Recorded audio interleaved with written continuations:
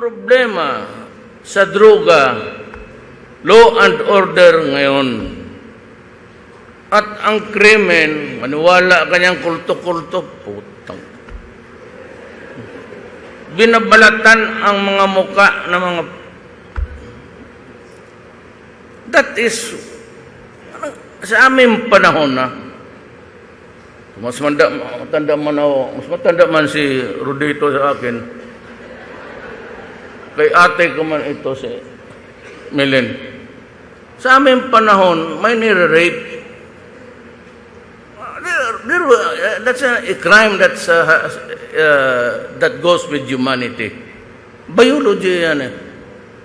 Pero yung mga magaganda, and I would like to say sorry to Maggie de la Riva. Yung rape noon at binabantayan pa namin. And you know, if you know Maggie de la Riva, she's really beautiful. Ano yung utak mo na how she could have endured such brutality.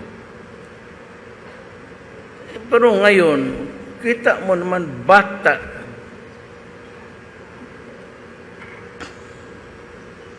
Ni-rape.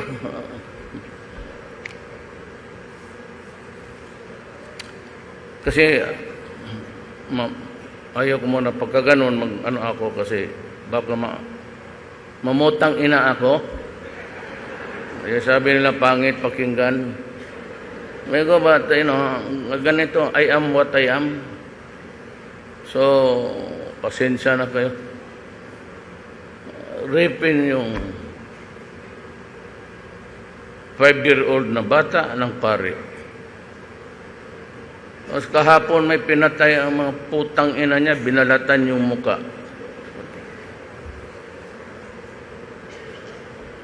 Tapos yung iba, 4 months old. Ngayon yung nag-rape ng 4 months old, patay na yun. Putang ina ka. Mauna ka sa impyerno, patay na yun. Litsing. Human rights. Baka hindi nyo alam. If try to dig into the case and you'd find that my revolution sa ganon. Nanghahali.